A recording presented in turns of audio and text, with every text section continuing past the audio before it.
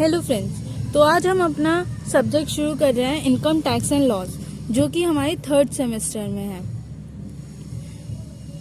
BCom honours और BCom programme दोनों का, ऑनर्स का भी है और प्रोग्राम दोनों का है।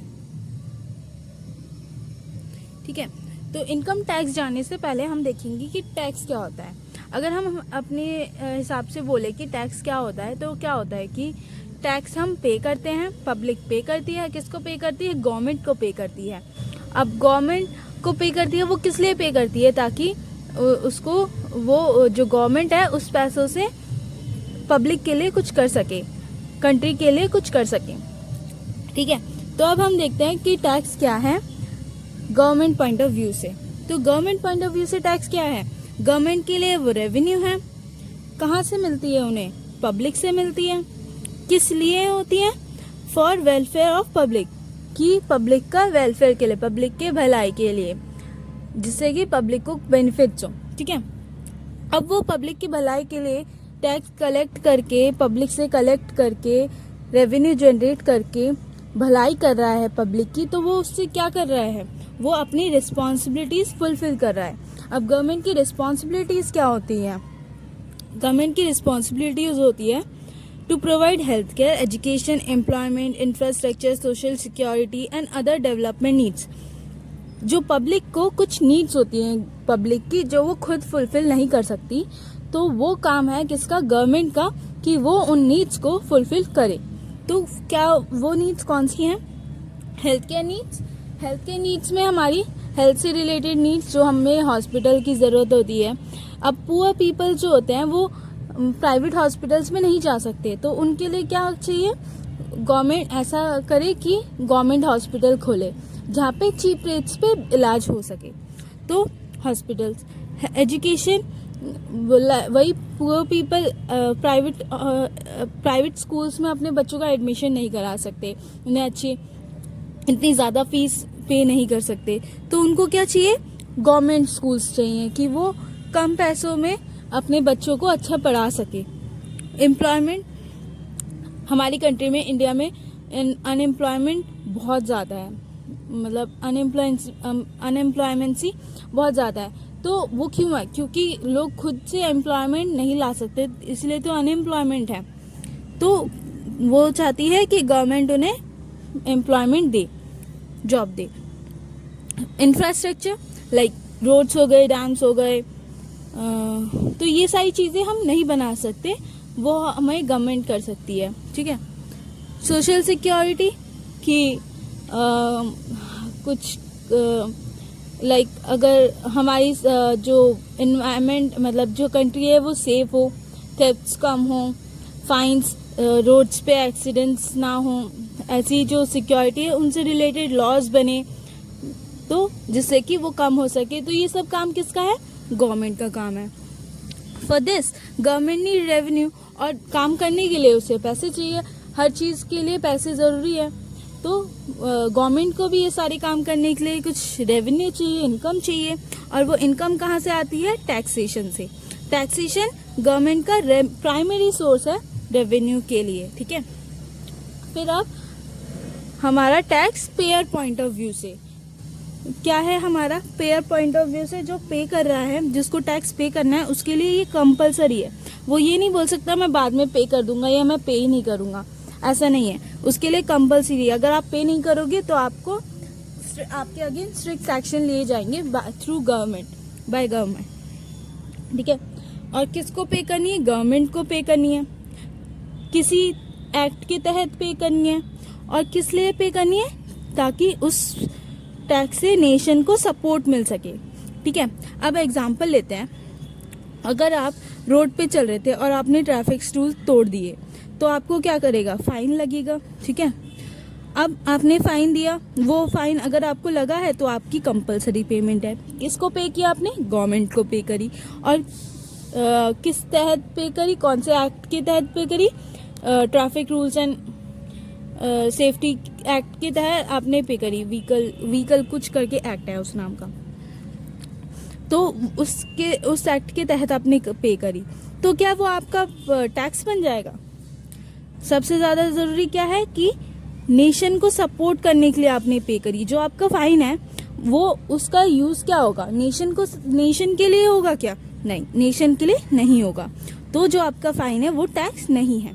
तो सबसे ज्यादा जरूरी होता है कि जो आप पे कर रहे हैं वो आपका नेशन को सपोर्ट करने के लिए होना चाहिए, तब जाके वो हमारा टैक्स कहलाएगा। ठीक है, तो ये सारी पॉइंट है हमारे टैक्स। अब हमने जान लिया कि टैक्स क्या होता है। अब उसके बाद टैक्स किस टाइप के होते हैं, दो तरह के टैक्स होते हैं हमारे, एक direct tax and indirect tax. Direct tax में हमारा क्या होता है कि जो इंसिडेंस और इम्पैक्ट, इंसिडेंस क्या है कि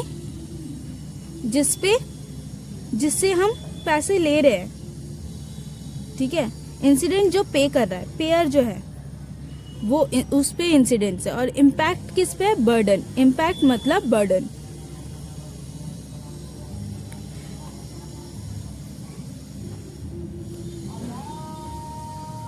ठीक है, तो डायरेक्ट टैक्स में क्या होता है, पे भी सेम पर्सन करता है और बर्डन भी उसी पे ही होता है। जो पे कर रहा है उसी पे ही बर्डन है, वो क्या कर रहा है, खुद ही बेयर कर रहा है। जो पे कर रहा है वो टैक्स जो पे कर रहा है वो खुद बेयर कर रहा है, किसी और पे ट्रांसफर नहीं कर सकता।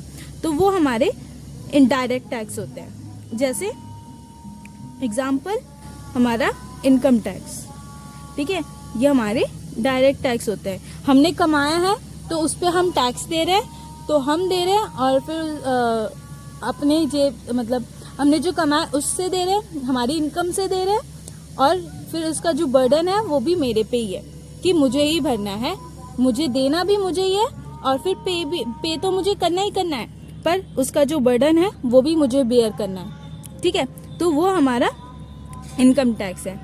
अब क्या होता है, ठीक है, अब उसके बाद आते हैं हम इनडायरेक्ट टैक्स में। इनडायरेक्ट टैक्स में जो इंसिडेंस और इम्पैक्ट है वो डिफरेंट पर्सन पे होता है। यहाँ पे क्या होता है, लाइक एग्जांपल ले लेते हैं जीएसटी। कोई एक सेलर है एस करके, ठीक है, उसने अपने गुड्स खरीदे, तो उसने क्या दी, इनपुट जीएसटी दी। ठीक है, इनपुट जीएसटी दी उसने। अब वो गुड्स को सेल कर रहा है, इसने ये परचेज किया, ठीक है, अब वो सेल कर रहा है टू सी, कस्टमर है हमारा सी। अब उसने सी करी तो उसने क्या किया, उसने आउटपुट जीएसटी लिया। अब वो जो जीएसटी है वो किसको पे कर रहा है, ये दोनों ही जीएसटी वो पे कर रहा है गवर्नमेंट को। उसने अपनी इनपुट जीएसटी में दिया था, लाइक मान लेते हैं 10 रुपीज उसने इनपुट जीएसटी में दिया था, अब वो 20 रुपीज आउटपुट जीएसटी है। तो उसने क्या किया, 10 रुपीज गवर्नमेंट को दी, और वो 10 रुपीज उसने यहाँ से, इसमें से जो 10 रुपीज है, इसमें से 10 रुपीज तो इधर चले गए। उसने अपनी जीएसटी जो उसने पे करी थी वो उसने रिकवर कर ली। फिर अब जो बाकी के 10 रुपए बचे वो इधर जाएंगे। ठीक है, बाकी की जो 10 बचे वो इधर जाएंगे। तो उसने क्या किया, अपनी जीएसटी जो उसने दी थी अपने गुड्स खरीदने के टाइम पे, वो उसने रिकवर कर ली। तो यहाँ पे वो क्या कर रहा है, जो वो पे तो कर रहा है, इंसिडेंस तो वो है, सेलर जो है वो क्या कर रहा है, इंसिडेंस है, पे कर रहा है, उस पर टैक्स का इंसिडेंस है, वो पे कर रहा है। पर क्या बर्डन किस पे आया, जब हम एट लास्ट देखें तो किसने पे किया, असल में तो कस्टमर ने पे किया। कस्टमर ने उसका जीएसटी उसने जो पे किया था पहले वो भी दिया, और फिर अपने हिस्से का जीएसटी भी दिया। तो बर्डन किस पे पड़ता है, जो उसको कंज्यूम कर रहा है। ठीक है, बर्डन पड़ता है हमारे कंज्यूमर पे। तो वो होते हैं हमारे इनडायरेक्ट टैक्स। मतलब हमने क्या किया, बर्डन वाले से डायरेक्टली नहीं लिया, हमने लिया इनडायरेक्टली। किसने पे किया, हमारे सेलर ने पे किया। तो वो हमारे इनडायरेक्ट टैक्स होते हैं।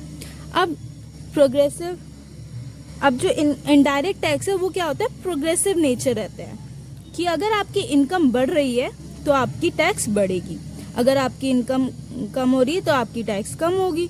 तो जैसे जैसे इनकम बढ़ती जाएगी हमारी टैक्स भी बढ़ती जाएगी। प्रोग्रेसिव नेचर की होती है, और प्रोग्रेसिव नेचर की होती है तो वो क्या करती है कि जितना जो टैक्स दे सकता है उस हिसाब से वो उसको टैक्स लगता है। पोटेंशियल के ऊपर होता है, एबिलिटी टू पे, एबल टू पे होता है। ये जो पे कर सकता है उसको पे करना होता है। पर रिग्रेसिव नेचर जो हमारा इनडायरेक्ट टैक्स है वो रिग्रेसिव नेचर का होता है, मतलब चाहे आपकी इनकम है या नहीं है, आप पे कर सकते हैं या नहीं कर सकते हैं, पर टैक्स आपको पे करना पड़ेगा।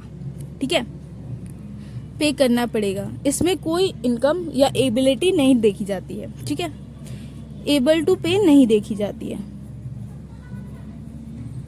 हमारी नहीं देखी जाती, और इसमें हमारी होती है। ठीक है, तो हमने पढ़ा कि टैक्स क्या होता है और टैक्स के टाइप्स क्या होते हैं, हमने देखा। ठीक है, अब हम पढ़ेंगे उसके आगे। टैक्स किसको पे करते हैं हम? गवर्नमेंट को पे करते हैं। पर कौन सी गवर्नमेंट?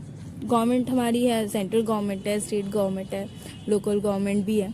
तो कौन सी गवर्नमेंट को हम पे करना है टैक्स? तो वो हमारा कहाँ लिखा है? वो हमारा कॉन्स्टिट्यूशन ऑफ लॉ में लिखा हुआ है कि कौन सा टैक्स कौन से गवर्नमेंट को जाएगा।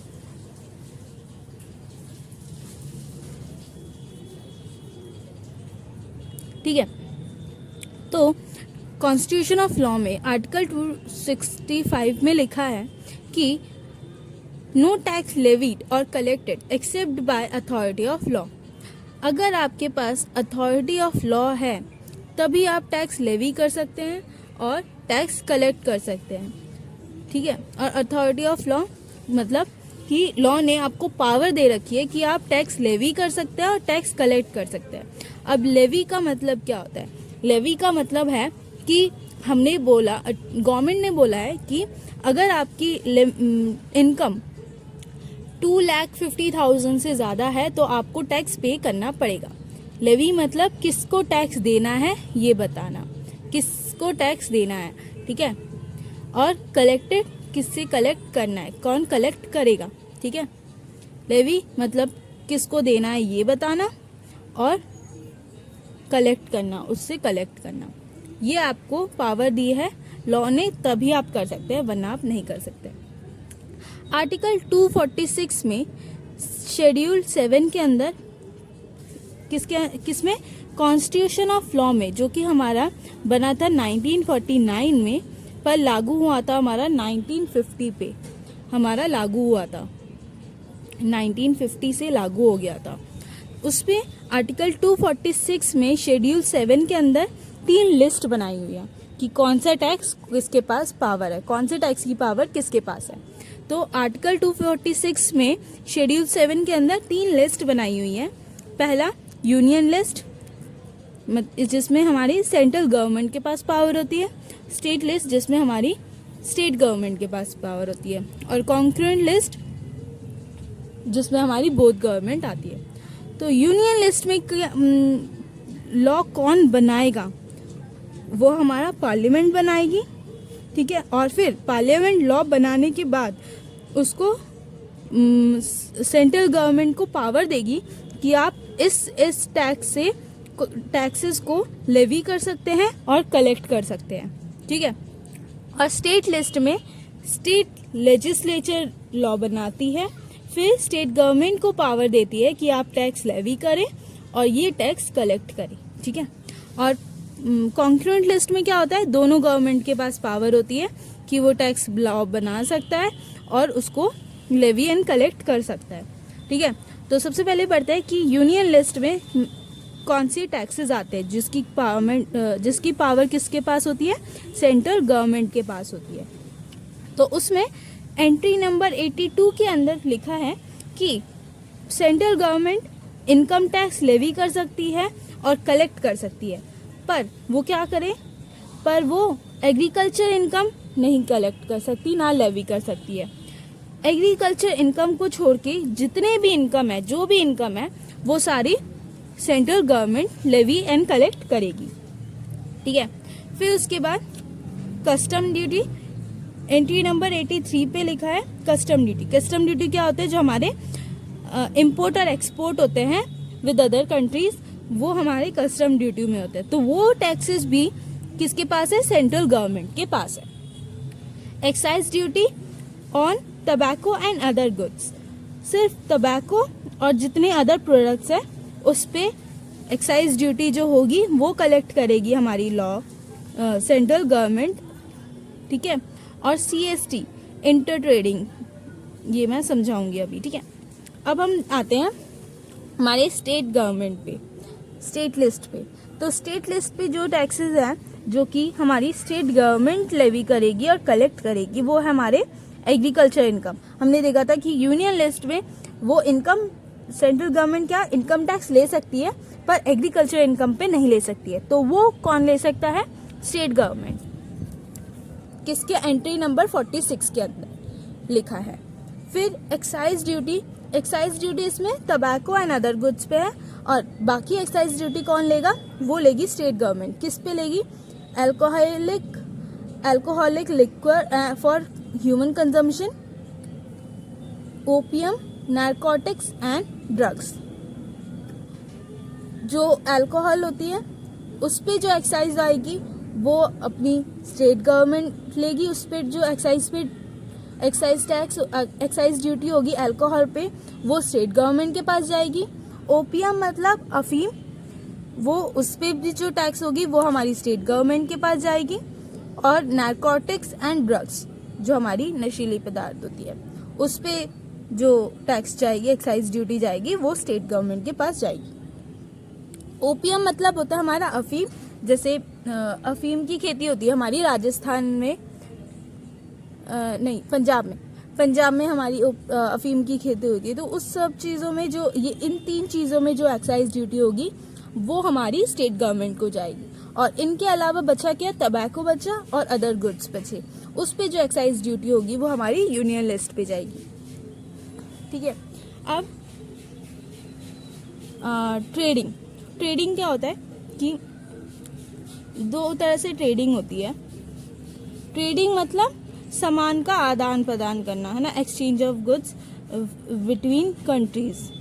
तो अगर कोई कंट्री, कोई स्टेट के अंदर, जैसे दिल्ली टू दिल्ली अगर सामान भेजा जा रहा है, दिल्ली टू दिल्ली सामान भेजा जा रहा है, तो वो क्या है? हमारा इंट्रा ट्रेडिंग है।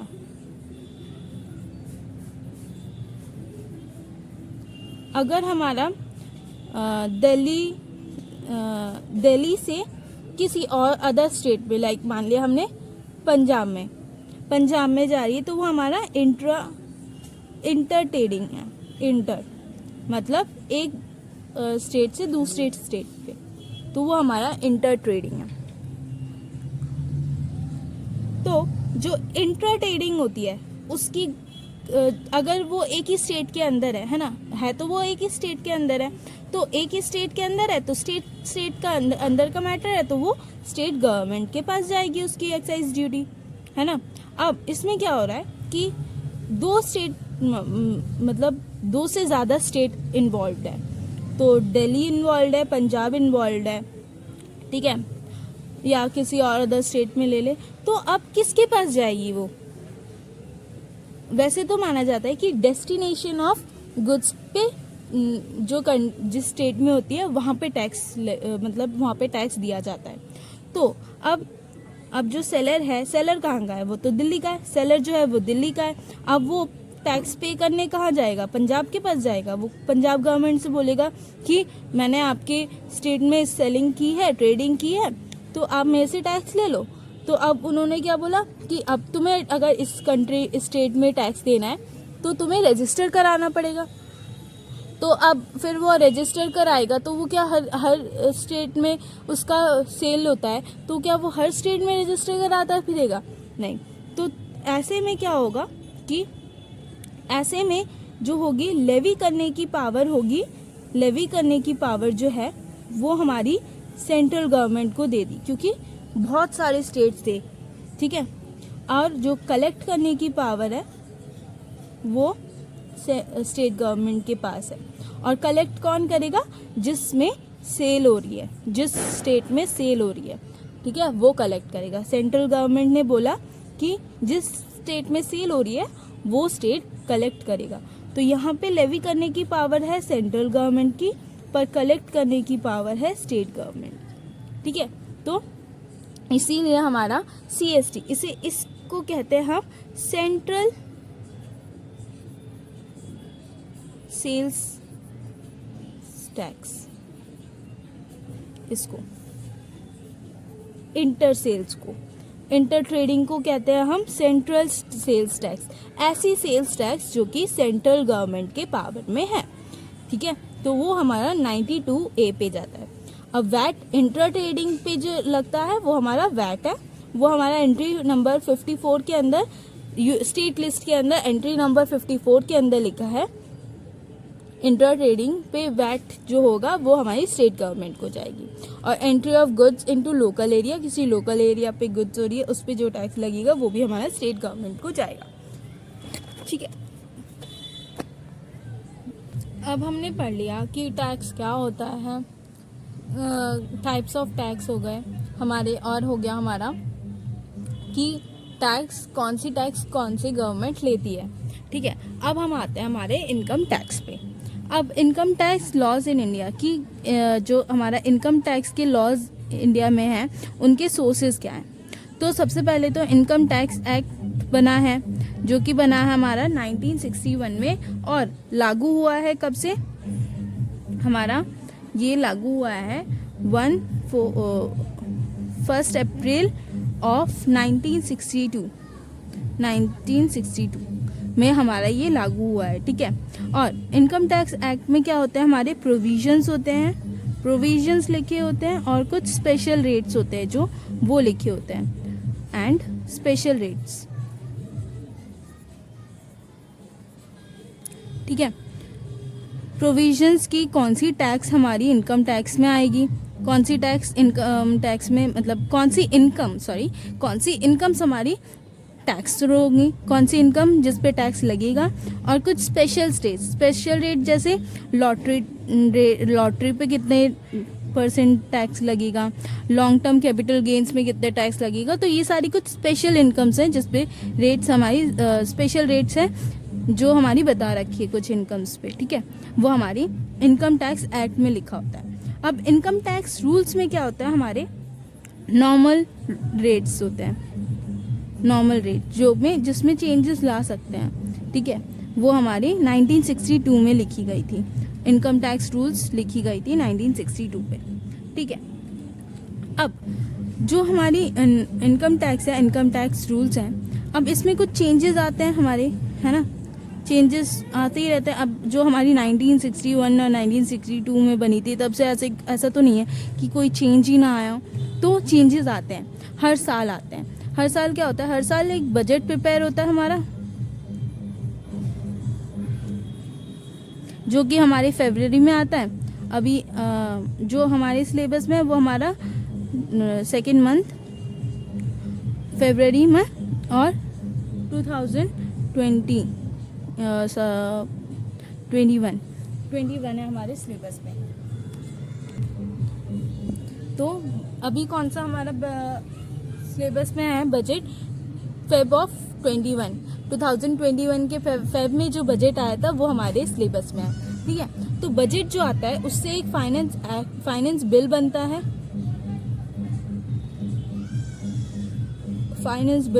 हर साल बनता है, बजट से फाइनेंस बिल बनता है। अब वो बिल कहाँ दिखाया जाता है, पहले वो लोकसभा में दिखाया जाता है, लोकसभा में प्रेजेंट किया जाता है, ठीक है। फिर वो लोकसभा में मतलब उसको मंजूरी मिल गई, फिर उसके बाद वो राज्यसभा में जाता है, ठीक है, Rajya Sabha,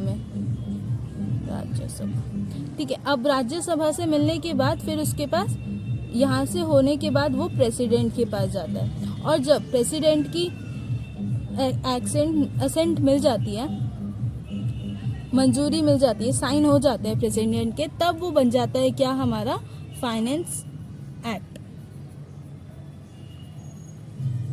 finance act of that year, जो भी है, जो एक्ट है।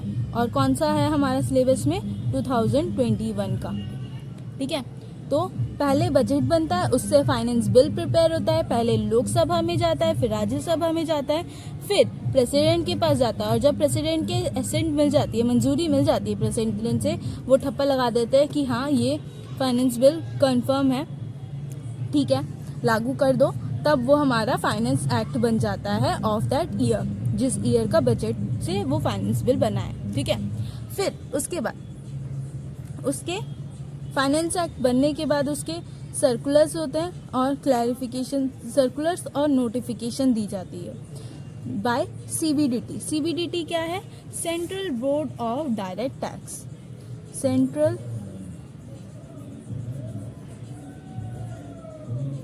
Board of direct tax. तो central board of direct tax जो होता है हमारा डायरेक्ट टैक्स से रिलेटेड जो डिपार्टमेंट है जिसको रूल करता है वो है हमारा ये CBDT. CBDT income tax department rule करता है, ठीक है। मिनिस्ट्री ऑफ फाइनेंस ने ये डिपार्टमेंट बनाया है जो कि डायरेक्ट टैक्स से रिलेटेड जो भी काम है वो संभाले, ठीक है। अब वो क्या करती है? सर्कुलर्स या नोटिफिकेशन देती है, इशू करती है थ्रू किसमें? टू द पब्लिक, ठीक है। अब सर्कुलर्स क्या होते हैं? सर्कुलर्स होते हैं जो कि बाइंड करते हैं डिपार्टमेंट को कि जो डिपार्टमेंट है वो उस सर्कुलर को फॉलो करेगी, ठीक है। उनके लिए ज़रूरी है, सर्कुलर्स को फॉलो करना ज़रूरी है।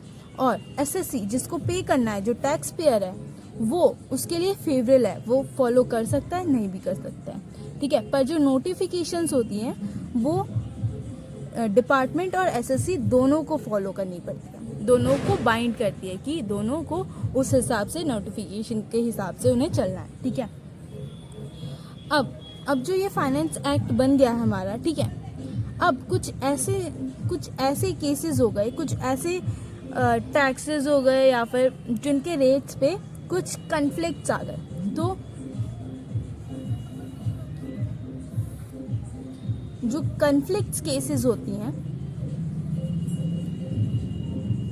है ना, कि ऐसा कुछ नया केस आ गया जिसके तहत जिसके रिलेटेड कोई इन्फॉर्मेशन हमारे फाइनेंस एक्ट में या फिर इनकम टैक्स एक्ट में नहीं है, ठीक है। तो उस पे जो केसेस होती हैं सबसे पहले कहाँ जाएगी? कोई भी कॉन्फ्लिक्ट होता है सबसे लोअर लेवल होता है हमारा ट्रिब्यूनल, जिसमें आईटीएटी होता है, जो हमारी लोकल कोर्ट्स होती हैं उस पे, ठीक है। फिर उसके बाद हमारा हाई कोर्ट और सबसे बड़ा हमारा सुप्रीम कोर्ट, ठीक है। यहाँ पे डिसीजन ली जाती है। अब ट्रिब्यूनल की डिसीजन अगर मान ली गई है तो ठीक है, उस हिसाब से चलेगा। हाई कोर्ट उस केस में हो गया तो उस हिसाब से चलेगा। पर अगर उसके पास नहीं हुआ तो वो केस पे जाएगी सुप्रीम कोर्ट पे। ट्रिब्यूनल में अगर उसको सेटिस्फैक्शन नहीं मिली फिर वो हाई कोर्ट में जाएगा, वहाँ पे भी नहीं मिली फिर वो सुप्रीम कोर्ट में जाएगा, ठीक है। और सुप्रीम कोर्ट जो बोले वो मानना पड़ेगा उसको, ठीक है। पर ये हो गया, समझ आ गया कि जुडिशियल डिसीजन से भी हमारे एक्ट बन जाते हैं। अब जब वो बन गया है तो फिर वो एक्ट वो हमारा आगे से वही चीज़ हमारी मानी जाएगी आगे वाले चीज़ों में, ठीक है। अब कुछ डिसीजंस हो गए सुप्रीम कोर्ट के जो कॉन्ट्राडिक्ट कर रहे हैं, कि मतलब एक मान ले अगर कोई एक केस है, ठीक है, उस पे उन्होंने पहले कुछ रूल बनाया था, पहले कुछ और रूल बनाया था, एक नंबर मान ले, और अब उस जो रूल बनाया था उसमें भी अब लोगों को प्रॉब्लम है, तो अब जो दूसरा रूल बनाया, ठीक है, मतलब पहले रूल बनाया था कुछ और अब कुछ रूल बनाया, तो अब इसमें से कौन सा रूल जो है हम मानेंगे कि आगे केसेस में ली जाएंगी। उनमें होता है कि जिस केस में जिस डिसीजन लेते वक्त नंबर ऑफ बेंचेस देखते हैं कि जिसमें ज़्यादा होंगी अटेंडेंस, ज़्यादा होगी नंबर ऑफ बेंचेस जिसमें ज़्यादा होंगी, वो वाला हमारा जो उस केस का जो डिसीजन है वो हम मानेंगे आगे, ठीक है। और अगर नहीं है, नंबर ऑफ बेंचेस सेम है दोनों की, तो फिर जो अभी लेटेस्ट हुआ था, लेटेस्ट डिसीजन जो लिया गया था उस पे मानेंगे, ठीक है। अगर हमारी कोई केस की डिसीजन दो सेम केसेस के अलग अलग डिसीजन आ रहे हैं तो, ठीक है। अब जो उन्होंने डिसीजन ली है, सुप्रीम कोर्ट ने जो डिसीजन लिया है उसको चेंज कौन करा सकता है? पार्लियामेंट। की जो सुप्रीम कोर्ट ने जो डिसीजन ली, पार्लियामेंट ने देखा कि वो जो डिसीजन है वो सही नहीं है, कुछ सही नहीं है, उसमें कुछ गलतियां हैं, तो फिर वो नेक्स्ट ईयर में बजट जब लाएगा तब वो उसको चेंज करा सकता है कि सुप्रीम कोर्ट का डिसीजन कौन चेंज कर सकता है, पार्लियामेंट, ठीक है। सुप्रीम कोर्ट से भी बड़ा हमारा पार्लियामेंट होता है, पार्लियामेंट से बड़ा कोई नहीं होता, ठीक है।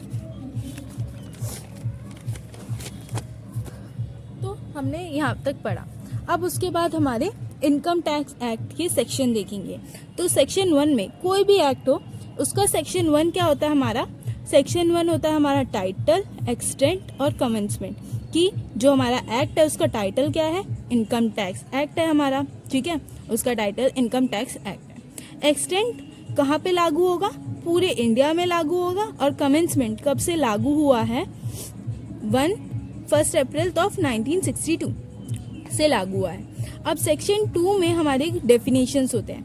ऐसा नहीं है कि सिर्फ सेक्शन 2 में ही डेफिनेशंस होते हैं, अदर सेक्शंस में भी डेफिनेशंस होते हैं, पर जो सेक्शन 2 में जो डेफिनेशंस होते हैं वो हमारे होल एक्ट पे लागू होते हैं। सेक्शन 2 में जो डेफिनेशंस होते हैं वो हमारे होल एक्ट पे लागू होते हैं, होल एक्ट पे लागू होते हैं, ठीक है, होल एक्ट पे कमेंट्स करते हैं। पर जो अदर सेक्शंस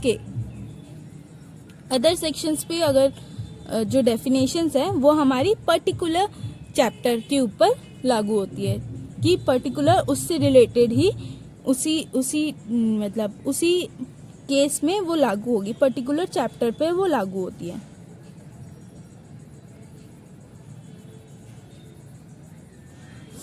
ठीक है, जो हमारे अदर सेक्शंस में कुछ डेफिनेशंस हो गई, सेक्शंस की डेफिनेशंस, ठीक है। तो सेक्शन 2(9) में कहा गया है कि असेसमेंट ईयर होता है जिसमें प्रीवियस ईयर में हमने जो अर्न की है उसका इनकम टैक्स हमें पे करना है, वो है हमारा असेसमेंट ईयर। प्रीवियस ईयर का नेक्स्ट मतलब अगर हमारा 2019-20 चल रहा है तो उसका असेसमेंट ईयर, ये अगर हमारा प्रीवियस ईयर है तो उसका असेसमेंट ईयर क्या होगा, 2020-21, ये होगा उसका असेसमेंट ईयर। कि प्रीवियस ईयर के बाद एकदम जो हमने प्रीवियस ईयर में अर्न किया, जो भी हमने इनकम पूरे साल में अर्न की है उसको हमें पे करना है असेसमेंट ईयर में, ठीक है। यहाँ पे लिखा है income earn in previous year is charged in the assessment year, ठीक है। तो प्रीवियस ईयर में जो भी हमने इनकम की है वो हमें असेसमेंट ईयर में पे करनी पड़ती है, वो इसलिए हमारा वो असेसमेंट ईयर कहलाता है, ठीक है। फिर उसके बाद एसएससी कौन है, person by whom any tax और सम ऑफ मनी इज पेबल, जो भी टैक्स पे कर रहा है या उसको पे करना है किसी एक्ट के तहत, या फिर उस पर कोई प्रोसीडिंग चल रही है कि ये एक्ट उसको उस टैक्स को उसको प्रोसीडिंग टैक्स से रिलेटेड उसको प्रोसीडिंग चल रही है, या फिर किसी और पर्सन का इनकम या लॉस उसको पे करने को बोल रहा है, या फिर उसको डीम टू एसएससी मान लिया है, या फिर एसएससी इन फॉल्ट मान लिया है, तो वो हमारा एसएससी है। पे करने बोल रहे हैं हम उसको कोई सम ऑफ मनी, टैक्स किसी एक्ट के तहत, या फिर कोई प्रोसीडिंग चल रही है, उसके पास केस चल रहा है, या फिर किसी पर्सन का इनकम और लॉस भी उसको देने बोल रहे हैं, या उसको मान ले रहे हैं कि हम एसएससी है वो, या फिर एसएससी इन फॉल्ट है कि कोई गलती कर दी उसने और वो एसएससी बन गया है, ठीक है। वो हमारा आता है सेक्शन 2(7) में। अब सेक्शन 3 में है प्रीवियस ईयर, कि प्रीवियस ईयर क्या होता है। प्रीवियस ईयर हमारा फाइनेंशियल ईयर होता है इमीडिएटली प्रोसीडिंग असेसमेंट ईयर। जिस असेसमेंट ईयर की हम बात कर रहे हैं उससे पहले वाला एकदम पास वाला वो हमारा प्रीवियस ईयर होता है।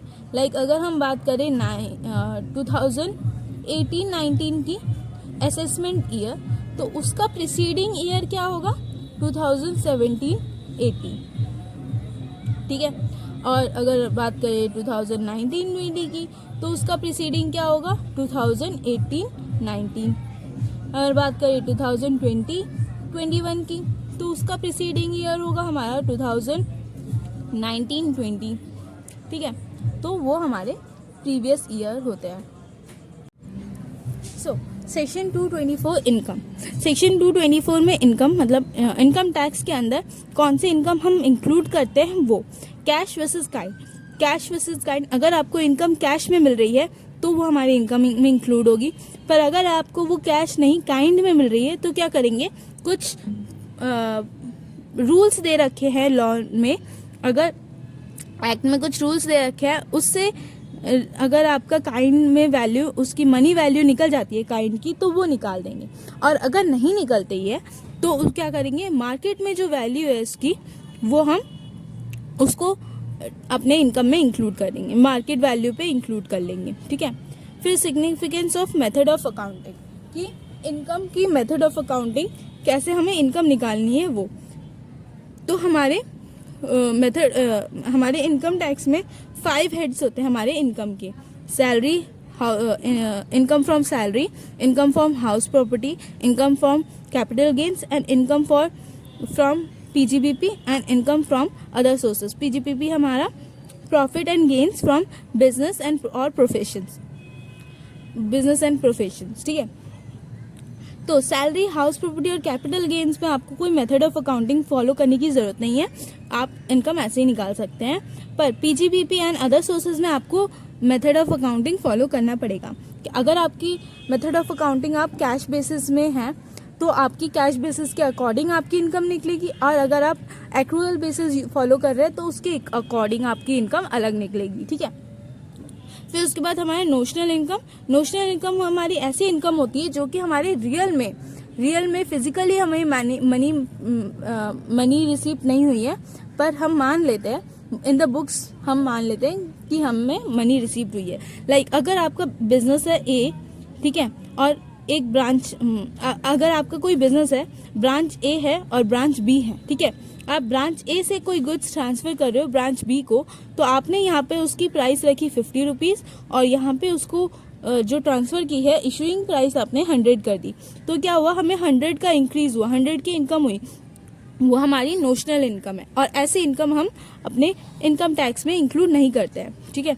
फिर हमारे sources of income, sources of income में हमारी है कि अगर आपको जो इनकम मिली है वो टेम्परेरी सोर्स से मिली हो या फिर परमानेंट सोर्स से मिली हो, तब भी हम इंक्लूड करेंगे उसको अपने इनकम टैक्स में, इनकम टैक्स के इनकम में हम इंक्लूड करेंगे। फिर हमारी कैपिटल वर्सेस रेवेन्यू रिसीप्ट, ज़्यादातर क्या होता है कि रेवेन्यू रिसीप्ट हमारी टैक्सेबल होती है, पर कुछ ऐसी कैपिटल रिसीप्ट भी होती है जो कि हमारी टैक्सेबल होती है।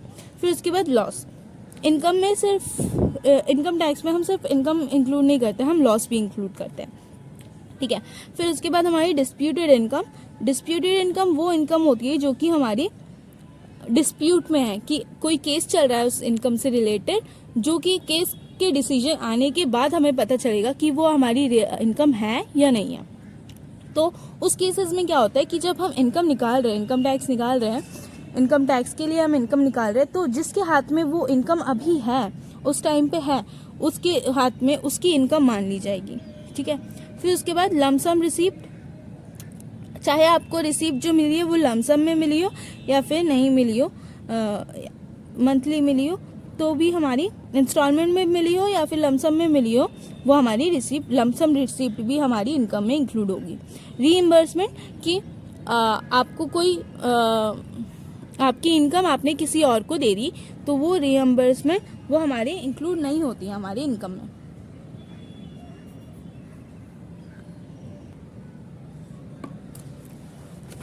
फिर उसके बाद है हमारा लीगलिटी, इनकम टैक्स में हम अगर आपका इनकम जो है लीगल है चाहे ना हो, तब भी हम उसको इनकम टैक्स में इंक्लूड करेंगे, कोई फर्क नहीं पड़ता कि आपकी इनकम जो है वो लीगल है या इलीगल है। डबल टैक्सेशन, कि कोई भी इनकम हो उस पर डबल टैक्सेशन नहीं लगता।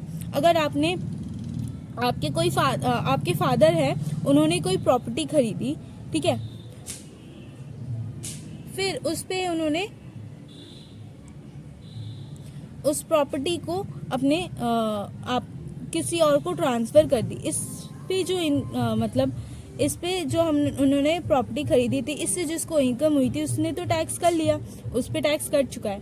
फिर उस पे अब जो जिसको ट्रांसफर करी है, बेची नहीं है, ट्रांसफर करी है, तो ट्रांसफर पे टैक्स दोबारा नहीं लगेगा। तो कोई भी टैक्स, अगर किसी इनकम पे टैक्स लग चुका है एक बार, तो उस इनकम पे दोबारा टैक्स नहीं लगेगा, ठीक है। इनकम बाय म्यूचुअल एक्टिविटी, वैसे तो इनकम बाय म्यूचुअल एक्टिविटी में अगर आप बहुत सारे पर्सन्स मिलकर कोई म्यूचुअल एक्टिविटी कर रहे हैं, उससे जो आपकी इनकम हो रही है, तो वो हमारा इनकम टैक्स में इंक्लूड नहीं होता है। पर कुछ कुछ एक्सेप्शन हैं जो हमारे इनकम टैक्स में इंक्लूड होते हैं, जैसे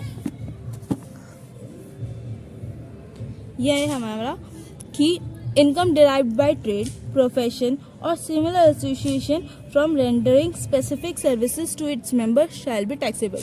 अगर आप इनकम जनरेट कर रहे हैं म्यूचुअल एक्टिविटी से, क्या करके, कौन सी एक्टिविटी करके, ट्रेडिंग करके, प्रोफेशनल कुछ कर रहे हैं, या फिर किसी और को सर्विसेज दे रहे हैं अपने मेंबर्स को, जिससे इनकम हो रही है, वो इनकम हमारी इनकम टैक्स में इंक्लूड होगी। या फिर और क्या होगी, profit and gains of any insurance business carried on by a mutual insurance company और by a cooperative society.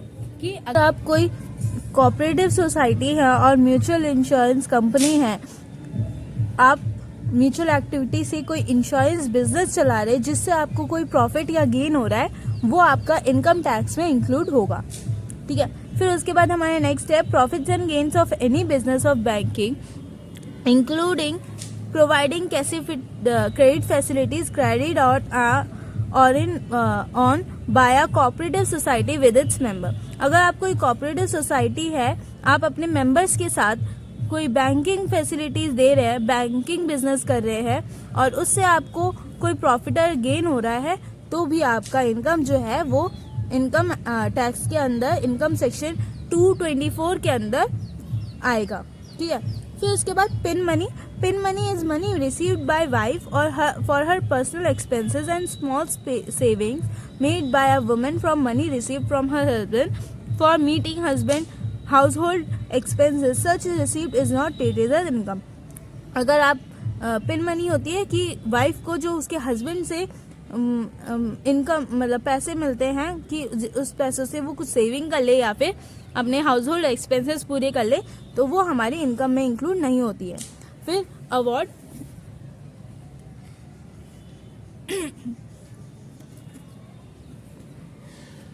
Award received by a person related to his business और profession shall be treated as income. अगर आपको कोई award मिलता है business से या profession से रिलेटेड, तो आपकी वो अवार्ड इनकम में इंक्लूड करी जाएगी। अवार्ड एंड गिफ्ट्स आपके इंक्लूड करे जाएंगे। फिर उसके बाद हमारा embezzlement, money embezzled is a gain to the other embezzler and there falls with the wider definition of income. अगर आपको एम्बेजलमेंट मिल रही है, तो भी आपकी इनकम होगी, वो इनकम में इंक्लूड होगी। कंटिंजेंट इनकम, अगर ऐसी इनकम जो अभी डिफाइन नहीं है कि इनकम हो सकती है या नहीं, वो भी हमारी टैक्सेबल, वो हमारी जो ऐसी इनकम है जिस पे वो हो भी सकती है, नहीं भी हो सकती है, तो वो हमारी टैक्सेबल इनकम नहीं होती है। कोई सब्सिडी, वो होगी हमारी, सब्सिडी क्या होती है, वो हमारे इनकम टैक्स में रिड्यूस कर दी जाती है, ठीक है। तो सब्सिडी भी हमारी इनकम टैक्स में इंक्लूड होगी। उसके बाद हमारा सेक्शन 231 पर्सन, कि इनकम टैक्स के अंदर ऐसे कौन से पर्सन आते हैं, इनकम टैक्स एक्ट के अंदर कौन से पर्सन हमारे होते हैं। तो सबसे पहला है पर्सन किस टाइप के होते हैं। पहले हम बात करते हैं कि पर्सन कौन से टाइप्स के होते हैं। कि पर्सन तो दो टाइप के होते हैं, एक होता है हमारा नेचुरल पर्सन, हम कॉमर्स वाले हैं तो हमारे लिए दो टाइप के होते हैं, बाकियों के लिए पर्सन एक ही टाइप का होता है, जो कि हमारा नेचुरल पर्सन, ठीक है। पर हम कॉमर्स वाले हैं, हमें पता है कि पर्सन हमारे दो टाइप के होते हैं, एक नेचुरल पर्सन और एक होता है आर्टिफिशियल जुडिशियरी पर्सन। पर हम अभी लिख रहे हैं हमारा आर्टिफिशियल पर्सन होता है, ठीक है। तो नेचुरल पर्सन में हमारे क्या क्या आते हैं, मेजर आते हैं, माइनर आते हैं और ल्यूनाटिक्स आते हैं।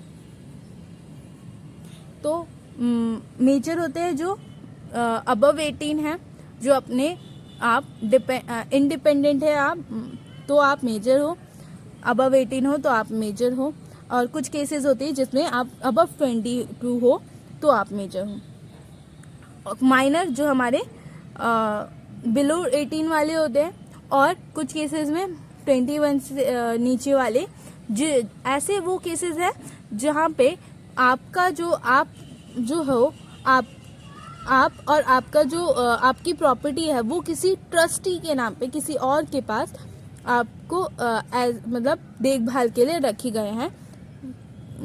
मुझे उतना याद नहीं है, पर आई थिंक शायद गवर्नमेंट की कुछ होती है जिसके पास अगर आपका प्रॉपर्टी आप संभालने के लिए रखी हुई है, तो आप उस केस में आप 21 या उस नीचे हो तो आप माइनर हो।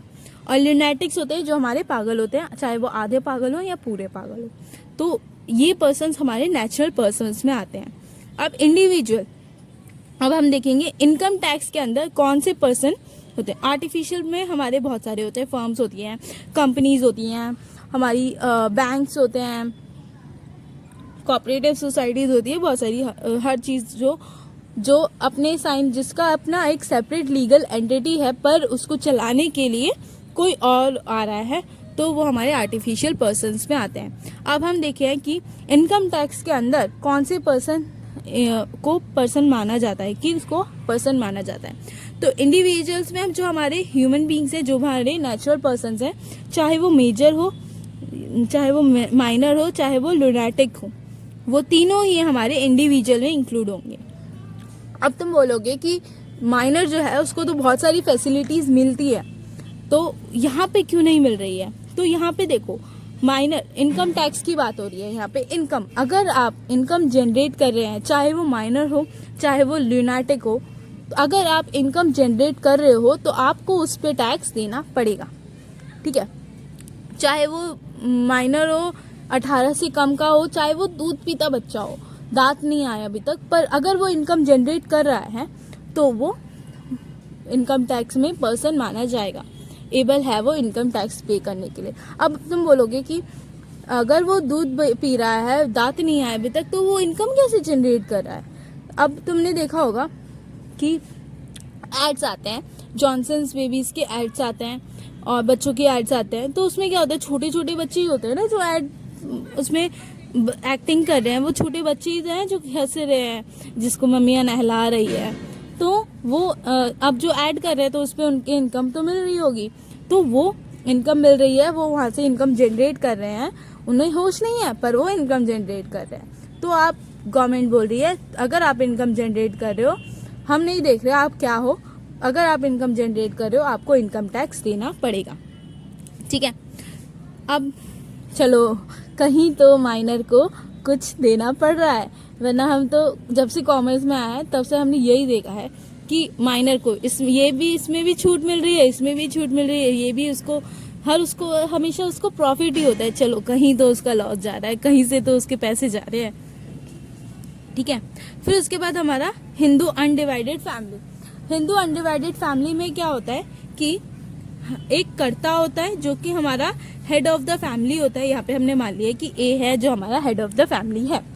हिंदू लॉ, कोई एक ऐसा बिजनेस जहाँ पे ए तो है वो करता है, हेड ऑफ द फैमिली है, और जो बाकी जो ओनर्स हैं जो बिजनेस को मैनेज कर रहे हैं वो सारे एक ऐसे, उन सबके जो एंसेस्टर्स हैं वो कॉमन है, मतलब कि वो एक ही फैमिली से हैं, उनके जो भी एंसेस्टर्स हैं वो कॉमन है, ठीक है।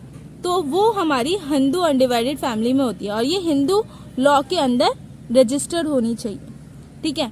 अब हिंदू लॉ के अंदर इसमें कौन कौन सी फैमिलीज आती हैं? हिंदू फैमिलीज तो आती हैं, फिर जैन फैमिलीज भी आती हैं, सिख फैमिलीज भी आती हैं, ठीक है, पर मुस्लिम फैमिली नहीं आती है, मुस्लिम को इंक्लूड नहीं करते हम हिंदू अनडिवाइडेड फैमिली में।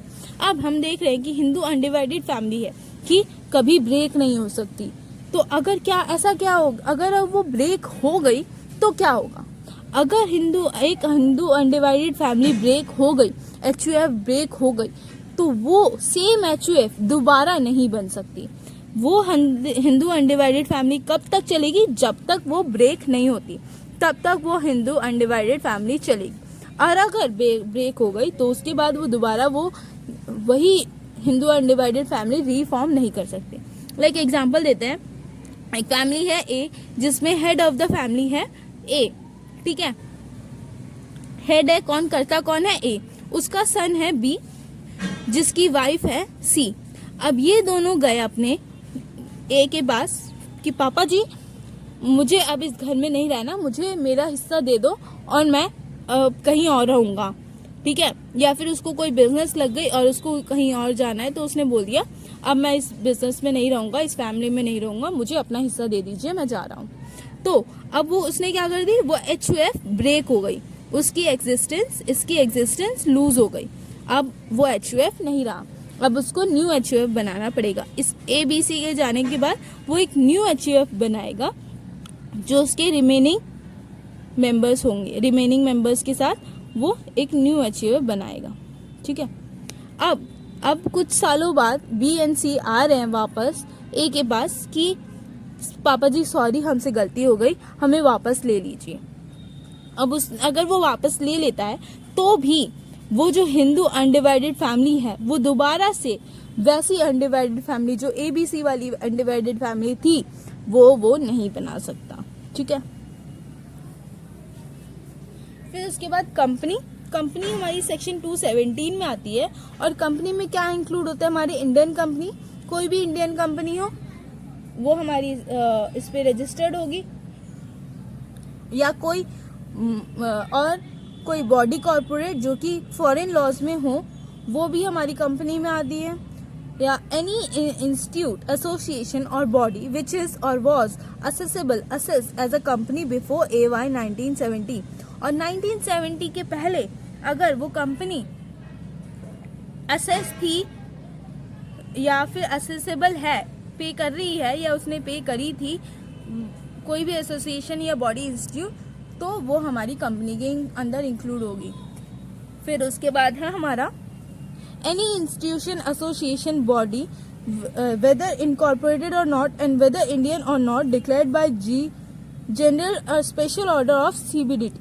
अगर CBDT ने बोल दिया कि कोई भी कंपनी या कोई भी एसोसिएशन या कोई भी बॉडी, कोई भी इंस्टीट्यूशन, एसोसिएशन, बॉडी, चाहे वो इनकॉर्पोरेटेड हो या ना हो, चाहे वो रजिस्टर्ड हो या ना हो, इंडियन हो या ना हो, अगर CBDT ने जनरल या फिर स्पेशल ऑर्डर दे दिया कि ये कंपनी, ये इंस्टीट्यूशन, ये एसोसिएशन, बॉडी कंपनी मानी जाएगी, तो वो कंपनी मानी जाएगी, ठीक है। फिर उसके बाद हमारा फर्म में हमारे जो भी हमारे इंडियन पार्टनरशिप एक्ट के तहत सेक्शन 4 के अंदर बोला गया है कि वो फर्म है, तो वो फर्म है। और उसमें क्या बोला गया कि अगर फर्म में क्या बोला गया है, सेक्शन 4 इंडियन पार्टनरशिप एक्ट के अंदर बोला है relationship between persons who have agreed to share profits and of business carried on by all or for acting them all। मतलब प्रिंसिपल एंड एजेंट का रिलेशन होगा अगर, तो वो आप फर्म में इंक्लूड हो जाओगे। और इसमें क्या लिमिटेड लाइबिलिटी पार्टनरशिप को भी इंक्लूड किया, वो भी फर्म में इंक्लूड होती है, ठीक है। फिर उसके बाद हमारा association of person and BOI, AOP and BOI, association of person and BOI, body of individuals. तो पार्टनरशिप फर्म है, यहाँ पे क्या हो रहा है कि वो पार्टनरशिप फर्म कर रही है, पर अगर कोई भी ऐसे कंपनी हो गई, कोई कंपनी हो गई या HUF हो गया, फर्म हो गया, बहुत सारी कंपनी, फर्म्स हो गई, HUFs हो गई, कंपनीज हो गई, मिलकर कोई एक्टिविटी कर रही है जो कि हमारे इनमें नहीं आते हैं, फर्म नहीं बना रही है वो, तो वो हमारी AOP आएगी। अगर हम देखें तो ये क्या हो रहा है, ये जॉइंट वेंचर कर रहे हैं, ये क्या कर रहे हैं, जॉइंट वेंचर कर रहे हैं, तो वो हमारी एसोसिएशन ऑफ पर्संस कहलाएगी, ठीक है। अब BOI में क्या होता है, बॉडी ऑफ इंडिविजुअल्स में, कि इंडिविजुअल्स मिलके अगर साथ में म्यूचुअल एक्टिविटी कर रहे हैं, इंडिविजुअल्स मिलके कर रहे हैं, सिर्फ इंडिविजुअल, यहाँ पे कोई भी, पर यहाँ पे सिर्फ इंडिविजुअल, तो वो हमारा, यहाँ पे देखो मैंने इंडिविजुअल बोला है, यहाँ पे इंडिविजुअल इंक्लूड किया, पर यहाँ पे अगर इंडिविजुअल ही इंडिविजुअल के साथ कर रहे हैं तो वो BOI बन जाएगी। पर अगर कोई इंडिविजुअल किसी अदर के साथ कर रहा है तो वो AOP बन जाएगी, ठीक है, जॉइंट एक्टिविटी फॉर प्रॉफिट। तो BOI में बॉडी ऑफ इंडिविजुअल, सिर्फ इंडिविजुअल मिलकर कोई प्रॉफिट के लिए, प्रॉफिट जनरेशन के लिए कुछ एक्टिविटी कर रहे हैं तो वो BOI है। पर अदर देन इंडिविजुअल्स अगर कोई मिलकर जॉइंट वेंचर कर रहा है तो वो हमारा AOP है, ठीक है। फिर लोकल अथॉरिटीज में आते हैं हमारे जो हो गए हमारे लोकल अथॉरिटीज में हमारे हो गए डिस्ट्रिक्ट बोर्ड्स हो गई, पंचायत हो गई, म्यूनिसिपल पार्टीज हो गई, ठीक है, तो वो हमारी लोकल अथॉरिटी में आती है। आर्टिफिशियल जुडिशरी पर्सन में आता है कि मैंने ऊपर बताया था कि 2 टाइप्स ऑफ पर्सन्स होते हैं, एक हमारे नेचुरल पर्सन्स और आर्टिफिशियल जुडिशरी पर्सन। तो जो नेचुरल पर्सन नहीं है वो हमारा आर्टिफिशियल जुडिशरी पर्सन है, और जिसके लॉ की आंखों में वो एक सेपरेट लीगल एंटिटी है, और जिसको हम सू कर सकते हैं। वैसे हम सू किसको कर रहे हैं, अगर कोई ABC लिमिटेड है, ठीक है, ABC लिमिटेड है, ठीक है, हम इसको सू कर रहे हैं। कोई अगर पर्सन D है वो इसको स्यू कर रहा है तो ABC कंपनी को स्यू कर रहा है, पर उसको किसके जरिए स्यू कर रहा है, उसके ओनर के जरिए, ओनर या मैनेजर के जरिए वो उसको स्यू कर रहा है। किसी और के जरिए हम अगर किसी आर्टिफिशियल जुडिशरी पर्सन को स्यू कर सकते हैं तो वो हमारा आर्टिफिशियल जुडिशरी पर्सन है। डायरेक्टली स्यू नहीं कर रहे हैं, इनडायरेक्टली कर रहे हैं, लॉ के तहत कर रहे हैं, तो वो हमारा आर्टिफिशियल जुडिशरी पर्सन है। और इसमें अदर्स जो इन ऊपर जो नहीं इंक्लूड हुए वो ऐसा कुछ अगर आता है तो वो हमारा आर्टिफिशियल जुडिशरी पर्सन में इंक्लूड हो जाएगा, ठीक है। सो अब यहाँ पे हमने पर्सन्स के बारे में पढ़ा, तो अब एक क्वेश्चन कर लेते हैं, ठीक है, ये मैंने छुपा दिया। फिर उसके बाद यहाँ पे लिखा है हावड़ा म्यूनिसिपल कॉर्पोरेशन, ये हमारे किस पर्सन के अंदर आते हैं, तो ये हमारे लोकल अथॉरिटी के अंदर आते हैं। कॉर्पोरेशन बैंक लिमिटेड, ये हमारा कंपनी के अंदर आता है। मिस्टर अमिताभ बच्चन, ये हमारा क्या है, इंडिविजुअल है। Amitabh Bachchan corporation limited company है। A joint family of Shri Ram, Shrimati Ram and their son Luv and Kush, तो ये हमारा हिंदू अनडिवाइडेड फैमिली है। कैलकाटा यूनिवर्सिटी, ये हमारा आर्टिफिशियल जुडिशरी पर्सन है, ठीक है, क्योंकि उसकी एक सेपरेट लीगल एंटिटी है और उसको कोई और मैनेज कर रहा है। X and Y are who are legal heirs of Z, तो ये हमारा HUF होगा। और अगर कोई वो बिजनेस करे तो हमारा आर्टिफिशियल जुडिशरी पर्सन होगा। अच्छा नहीं, वो क्या कर रहे हैं, वो BOI कर रहे हैं, साथ में वो जॉइंट वेंचर कर रहा है, ठीक है। फिर sole proprietorship business, sole proprietorship business हमारा किस में इंक्लूड होता है, हमारा इंडिविजुअल में इंक्लूड होता है, ठीक है। क्योंकि जो सोल प्रोप्राइटरशिप है वो अकेला है और बिजनेस चला रहा है, तो वो उसको हम अलग पर्सन नहीं मानेंगे, उस पर्सन को ही हम वो बिजनेस मानेंगे, ठीक है। तो वो हमारा इंडिविजुअल में आता है, और पार्टनरशिप बिजनेस हमारा फर्म में होता है। फिर उसके बाद है हमारा सेक्शन 14 हेड्स ऑफ इनकम, कि कौन कौन से हमारे हेड्स ऑफ इनकम होते हैं, वो हमारे सेक्शन 14 में लिखा है। तो सेक्शन 14 में हमारे हेड्स ऑफ इनकम क्या क्या होते हैं, हमारे इनकम फ्रॉम सैलरीज होती है। हमारे 5 income of heads of income होते हैं, 5 हेड्स ऑफ इनकम होते हैं। पहला है salaries, income from house property, profits and gains of business और प्रोफेशन, कैपिटल गेन्स। तो ये 4 हेड्स है। अगर कोई सैलरी हमें मिल रही है तो वो इसमें आएगी। अगर कोई हाउस प्रॉपर्टी से, कोई प्रॉपर्टी या हाउस से हमें इनकम जनरेट हो रही है तो वो हमारी second income from house property में आएगी। अगर आपको कोई बिजनेस या प्रोफेशन से कोई इनकम हो रही है, गेन हो रहा है, तो वो हमारी income under profits and gains of business और प्रोफेशंस में आएगी। अगर आपको कोई कैपिटल गेन्स हो रहा है, किसी एसेट से हो रहा है, कोई कैपिटल हमारे कैपिटल असेट्स हैं उससे कोई गेन्स हो रहे हैं, तो वो हमारे इनकम अंडर कैपिटल गेन से आएंगी, ठीक है। और अगर इन चारों में ऐसी कोई इनकम है जो कि इन चारों में ही नहीं है, तो वो हमारी इनकम फ्रॉम अदर सोर्सेज में आएगी, ठीक है। तो हमारे ये 5 हेड्स ऑफ इनकम होते हैं। फिर उसके बाद है हमारा सेक्शन 80B5 में है gross total income. Gross total income क्या होता है कि इन 5 हेड से टोटल कर दे जाए तो वो हमारा ग्रॉस टोटल इनकम होता है। इन 5 हेड से टोटल करे तो हमारा टोटल निकलता है हमारा ग्रॉस टोटल इनकम, ठीक है। फिर उसके बाद section 288A rounding off total income. ये इसमें क्या कह रहे हैं कि आपका जो इनकम है वो राउंड ऑफ करना पड़ता है आपको। अगर आपकी इनकम निकल रही है, अगर आपकी इनकम आ रही है 15,00,549, ठीक है। अगर आपकी इनकम इतनी आ रही है तो आपको इस जो लास्ट डिजिट है उसको राउंड ऑफ करना पड़ेगा। हम यहाँ पे कोई और नंबर नहीं ला सकते, हमें इसको 0 में रखना पड़ेगा। तो 49 है, उसको राउंड ऑफ हम कर देंगे 15,00,00550 15,00,550 में राउंड ऑफ कर देंगे। अगर आपका कोई भी, अगर यहाँ पे लास्ट डिजिट में मोर देन 5 है तो उसको हम नेक्स्ट 10 मतलब जो हमारा 10 डिजिट वाला है उसको नेक्स्ट ऐड कर देंगे, ऐड अप कर देंगे 1 से, ठीक है।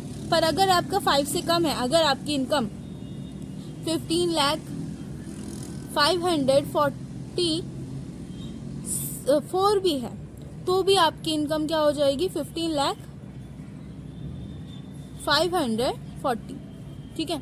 अगर आपका 5 से कम है यहाँ पे तो आपको एक पीछे करना है 10 मतलब जो है सेकंड प्लेस पे जो है, सेकंड डिजिट पे जो है, 10th डिजिट पे जो है, 10th प्लेस पे जो है उसको एक कम करना है। और अगर आपका 5 से ज्यादा है, 5 है या 5 से ज्यादा है तो उसमें 10th प्लेस में एक ऐड कर देंगे, ठीक है। वैसे ही हमारा राउंडिंग ऑफ टैक्स है, मतलब टैक्स जो निकलेगा उसका भी राउंड ऑफ हम ऐसे ही करेंगे, ठीक है। फिर उसके बाद हमारे कुछ कैपिटल वर्सेस रेवेन्यू रिसीव्ड होते हैं कि ऐसे कौन से रिसीप्ट है जो कि कैपिटल है या रेवेन्यू है, कैसे पता चलेगा। तो पहली है कि अगर आपको जो इनकम है वो लमसम में मिल रही हो या इंस्टॉलमेंट में मिल रही हो, और ये और है, और रिसीप्ट इन लमसम और इन इंस्टॉलमेंट। अगर आपको लमसम में मिल रही हो या इंस्टॉलमेंट में मिल रही हो तो भी हम आपको, तो भी उसको हम एज रेवेन्यू इंक्लूड करेंगे, ठीक है। अगर वो रेवेन्यू है तो रेवेन्यू इंक्लूड करेंगे, ठीक है। और अगर आपकी कोई कैपिटल के अंदर मिल रही है, वो कैपिटल रिसीप्ट है, तो उसको हम कैपिटल गेन्स में डालेंगे, ठीक है। अगर वो रेवेन्यू है तो रेवेन्यू में, कैपिटल में कैपिटल में, चाहे फर्क नहीं पड़ता कि आपको वो लमसम में मिल रही है या इंस्टॉलमेंट में मिल रही है, ठीक है।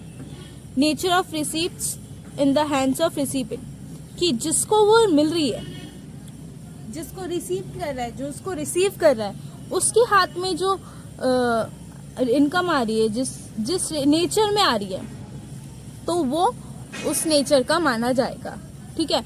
लाइक अगर कोई किसी को सैलरी मिल रही है और वो जो सैलरी उसको मिल रही है, वो जो उसको जो सैलरी दे रहा है एम्प्लॉयर है, वो कहाँ से दे रहा है कि कैपिटल से निकाल के दे रहा है, ठीक है, या फिर कोई लायबिलिटी लोन लेके उसको सैलरी को दे रहा है, तो भी वो मानी जाएगी कि वो रेवेन्यू रिसीव्ड की है। तो फर्क नहीं पड़ता कि उसकी सोर्स क्या है, उसका नेचर जिसके हाथ में मिल रही है, जिसको मिल रही है, उसको जिस नेचर में मिल रही है उसका नेचर हम देखेंगे। हम ये नहीं देखेंगे कि उसका सोर्स का नेचर क्या हो रहा है, ठीक है। फिर उसके बाद हमारी अकाउंटिंग ट्रीटमेंट,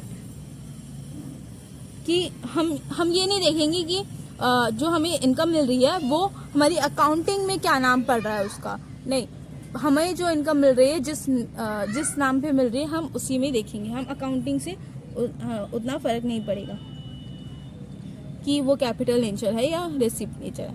फिर इनकम फ्रॉम वेस्टिंग एसेट्स, ये हमारे रिसिप्ट नेचर के होते हैं कि अगर कोई एसेट है जो कि हमारी वेस्ट हो रही थी, उससे हमें कोई इनकम मिल गई, तो हमारे रेवेन्यू रिसीव्ड की है।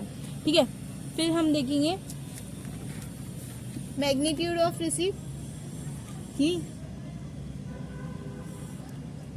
मैग्नीट्यूड। अगर फर्क नहीं पड़ता कि आपकी जो रिसीप्ट है वो बड़े अमाउंट की है या छोटे अमाउंट की है, बिग अमाउंट की है, स्मॉल अमाउंट की है, वो नहीं डिसाइड करता कि वो रेवेन्यू है या कैपिटल है।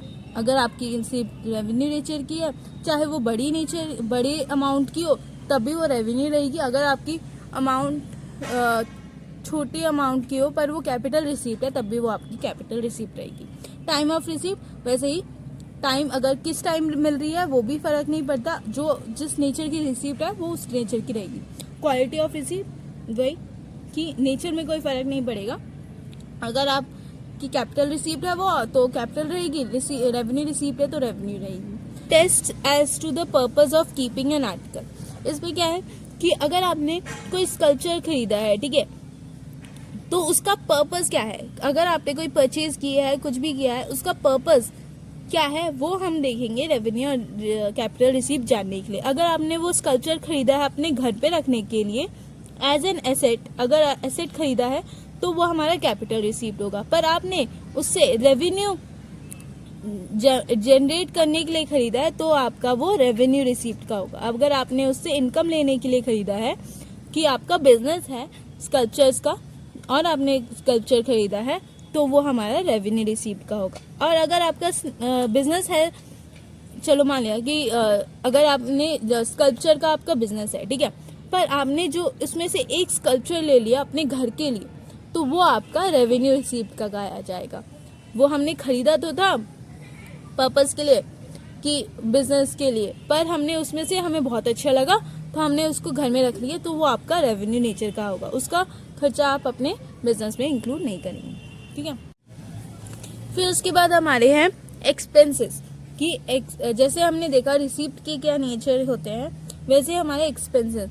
अगर आप पहला है एक्वायरिंग एसेट और एडवांटेज ऑफ एंड्यूरिंग नेचर। अगर आप कोई एसेट खरीद रहे हैं और अगर आप कोई एसेट खरीद रहे हैं तो हमारा वो कैपिटल नेचर का होगा। ठीक है, फिर उसके बाद हमारा capital assets belonging to third parties. अगर आप कोई कैपिटल एसेट खरीद रहे हैं जो कि आप थर्ड पार्टी के बिहाफ पे खरीदे, किसी और के बिहाफ पे खरीदे, तो आपका वो रेवेन्यू नेचर होगा, और ये कैपिटल। ठीक है, अगर आप कोई प्रॉफिट अर्निंग प्रोसेस कर रहे हैं तो वो आपका रेवेन्यू नेचर होगा। अब उसके बाद ट्रांजैक्शन, कि उस ट्रांजैक्शन कोई ट्रांजैक्शन कर रहे हैं उसका ऑब्जेक्टिव क्या है। अगर उसका ऑब्जेक्टिव जो है कैपिटल बिलोंग करता है तो उसका कैपिटल नेचर होगा। अगर आपका ऑब्जेक्टिव रेवेन्यू नेचर को बिलोंग करता है, रेवेन्यू एक्टिविटी के लिए है, तो वो आपका रेवेन्यू नेचर का एक्सपेंस होगा। Fix capital, circulating capital. Fix capital जो होता है हमारा कैपिटल नेचर का होता है और सर्कुलेटिंग कैपिटल जो होता है हमारा रेवेन्यू नेचर का होता है। फिक्स कैपिटल की जो हमने कैपिटल लगाया है वो फिक्स है, ओवर अ पीरियड चलेगा। सर्कुलेटिंग कैपिटल होता है वर्किंग कैपिटल, जो कि हमारे कोई एक पर्टिकुलर काम के लिए होता है, वो हमारा सर्कुलेटिंग कैपिटल होता है, जो कि एक फिक्स पीरियड के लिए होता है। मतलब कि या तो पूरा एनुअली होता है पूरे साल के लिए, या फिर कोई हमारे प्रोजेक्ट्स होते हैं, इस पर्टिकुलर प्रोजेक्ट के लिए हम कोई कैपिटल फंड रेज कर रहे हैं, कैपिटल फाइनेंसिंग कर रहे हैं, तो वो हमारा सर्कुलेटिंग कैपिटल होता है। ठीक है, फिर उसके बाद हमारा एक्सपेंडिचर एंड रिमूविंग रिस्ट्रिक्शन। अगर आप कोई रिस्ट्रिक्शन रिमूव कर रहे हैं तो आपका रेवेन्यू नेचर का होता है। पर अगर आप कुछ इस रिस्ट्रिक्शन को रिमूव करने के लिए कोई एसेट आप एक्वायर कर लेते हैं, तो वो आपका जो एसेट है वो कैपिटल नेचर का होगा। पर जो उसका जो एसेट का जो एक्सपेंस है वो भी कैपिटल नेचर का होगा, और जो उससे अदर एक्सपेंस है वो आपका रिस्ट्रिक्शन में जो अलग से लगा है वो आपका रेवेन्यू नेचर का होगा। पेमेंट टू राइवल डीलर को अगर आप कुछ पे कर रहे हैं तो वो हमारा कैपिटल क्या कर रहे हैं, राइवल डीलर को अगर हम पे कर रहे हैं तो हम क्या कर रहे हैं, अपनी कंपटीशन को इरेज कर रहे हैं, तो हमारा वो कैपिटल नेचर का होगा। Initial outlay for extension of business. अगर आप जो बिजनेस है उसको एक्सटेंड करने के लिए अगर आप कोई एक्सपेंस कर रहे हैं तो हमारा वो रेवेन्यू नेचर का होगा। Ensure regular supply of raw material. अगर आप रॉ मटेरियल रेगुलर रखने के लिए अगर आप कोई एक्सपेंस कर रहे हैं तो भी हमारा रेवेन्यू होगा, क्योंकि वो हमारे नेचर ऑफ बिजनेस से रिलेटेड है, ठीक है। फिर उसके बाद expense related to working expenses in ordinary commerce training, कि आप कोई ऐसा एक्सपेंस कर रहे हैं जो कि आपके वर्किंग एक्सपेंसेस से रिलेटेड है, जो कि अपने ऑर्डिनरी कॉमर्स ट्रेडिंग में होती है, ठीक है। तो ये भी हमारे रेवेन्यू नेचर का होता है। Purchase acquisition of goodwill firm versus right to use, अगर आप कोई गुडविल या फिर कोई फर्म परचेज कर रहे हैं या अक्वायर कर रहे हैं तो आपका वो कैपिटल नेचर का होगा। पर अगर आप कोई एक्सपेंस कर रहे हैं उसको राइट लेने के लिए, उसका राइट लेने के लिए, तो वो आपका रेवेन्यू नेचर का होगा, ठीक है।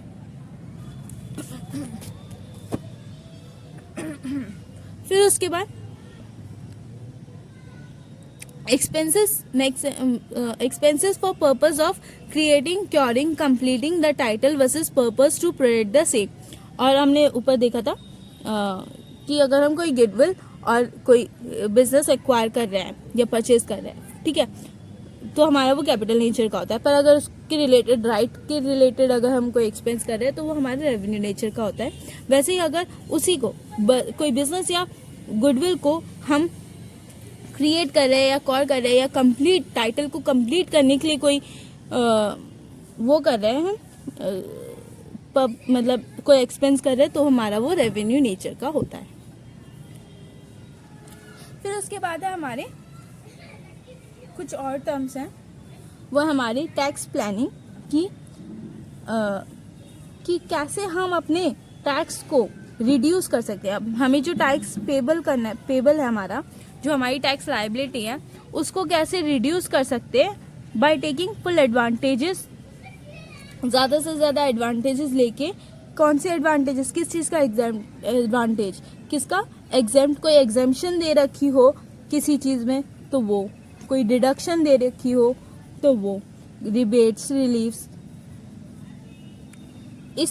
इसका हम कैसे कैसे ज़्यादा से ज़्यादा एडवांटेज ले सकते हैं, वो हमारा टैक्स प्लानिंग में आता है, ठीक है। ये हमारा scientific planning to minimise tax liability होता है, ठीक है। फिर टैक्स इवेशन, हमारा illegal way to reduce tax liability, कुछ इलीगल कर रहे हैं हम अपने टैक्स लायबिलिटी को कम करने के लिए, तो हमारा वो टैक्स इवेशन होता है। Tax avoidance, legally tax advantage of loopholes in the act, कि लूप होल्स की कुछ ऐसा उन्होंने निकाल लिया कि जो जिसके पीछे कोई मतलब कोई टैक्स नहीं लगा है, ठीक है। लाइक जैसे कि हमारा होता है कि अगर आप रेसिडेंट बनना है तो आपको रेसिडेंट बनने पे आपको टैक्स देना पड़ता है। और रेसिडेंट पे क्या होता है, 182 डेज का मतलब 182 डेज आपको इस कंट्री में रहना है, ठीक है। या फिर आपको 60 डेज और 60 डेज प्लस कुछ और भी होता है, ठीक है। तो आप उसके +4 ईयर्स में आपको plus 365 days in 4 previous years, ठीक है। या तो आप 182 डेज रह जाओ, या फिर आपको 60 डेज प्रीवियस ईयर में रह जाओ, या फिर उसके साथ साथ प्लस 365 डेज आपने पहले 4 प्रीवियस ईयर में रहे होंगे, तो आप रेसिडेंट बन जाते हो।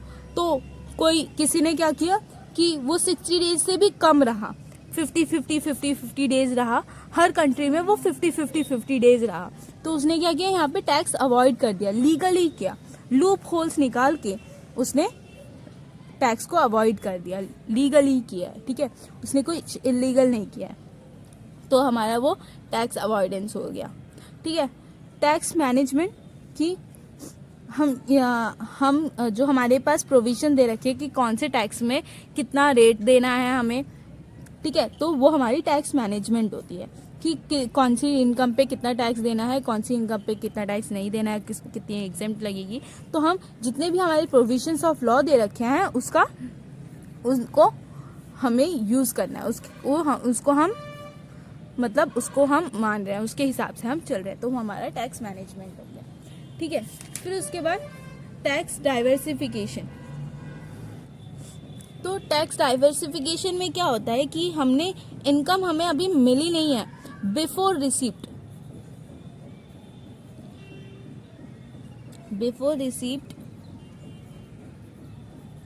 हमने उसको बांट दिया है लोगों में, ठीक है, तो वो हमारा diversification of diversion of income होता है, और ये हमारा टैक्सेबल नहीं होता है, क्योंकि हमने तो बांट दिया, हमारे हाथ में आई नहीं, ठीक है, तो हमारा टैक्सेबल नहीं होता है। फिर उसके बाद एप्लीकेशन ऑफ इनकम, ये हमारा आफ्टर रिसीप्ट होता है। आफ्टर रिसीप्ट हमने इनकम मिली है, उसको हमने अदर लोगों में बांट दिया है, ठीक है, तो वो हमारा एप्लीकेशन ऑफ रिसीप्ट होता है। ये हमारा टैक्सेबल होता है कि हमने रिसीप्ट इनकम मिली, उस पर टैक्स लगा, फिर हमने मतलब उसको बांटा, ठीक है।